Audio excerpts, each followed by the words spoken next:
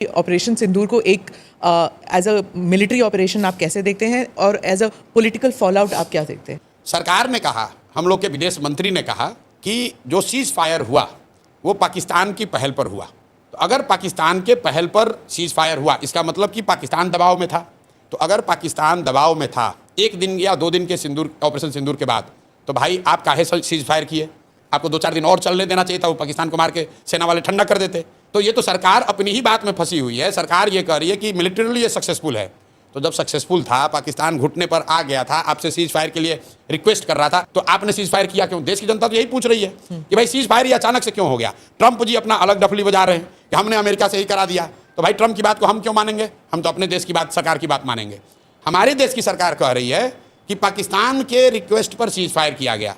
तो देश के नागरिक होने के नाते हम लोग पूछ रहे हैं कि भाई इतने दिन के बाद मौका मिला था, आपने ऑपरेशन सिंदूर शुरू किया, देश भर के लोग आपके साथ खड़े हुए और पाकिस्तान की हालत ये हो गई कि एक ही दिन में सीज फायर के लिए वो घुटने पर आ गए थे, तो 2-4 दिन और चलने देते। अमित शाह जी ने कहा है पार्लियामेंट में कि हम लोग वो लोग हैं जो देश के लिए जीने मरने वाले हैं, पाकिस्तान ऑक्यूपाइड कश्मीर को लेना हमारा लक्ष्य है।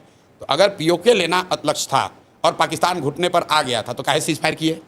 अगर बलूचिस्तान को आज़ादी दिलानी थी, पाकिस्तान घुटने पर था, तो क्यों समझौता किए? मतलब लोग तो ये पूछ रहे हैं कि भाई आपने सायरन बजवाया, प्रैक्टिस करवाया, तो हम लोग तो तैयार थे 2-4-5 दिन के लिए। एक ही दिन में खाए सीज फायर कर दिए, 2-4 दिन और चलने देते, पीओके ले लेते हम लोग, तब आप कर लेते।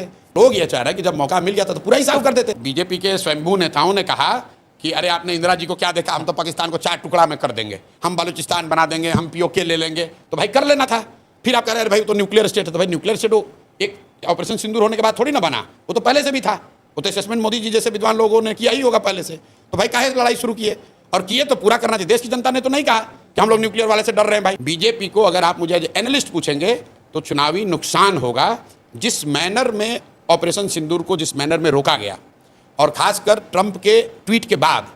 मैं अपना अनुभव आपको बता रहा हूँ। मुझे किसी ने अमेरिका से भेजा उस समय कि ट्रंप ने ट्वीट किया है कि सीज फायर हो गया। तो मैंने कहा यार फोटोशॉप होगा, ये ऐसा कैसे हो सकता है?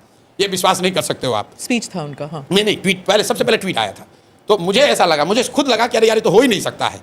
तो मतलब देश की जनता को ये लगा कि यार इतना बड़ा जब हम लोग तैयार मेंटली प्रिपेयर हो ही गए थे, तो 1-2 दिन 4 दिन एक उसको लॉजिकल कंक्लूजन तक ले जाना था। नहीं ले गया, चलिए उनका डिसीजन है, लेकिन नहीं हुआ। मतलब पॉलिटिकली वो खुद भी कह रहे हैं नहीं हुआ है। उसके बाद आप मोदी जी का बयान सुनिए।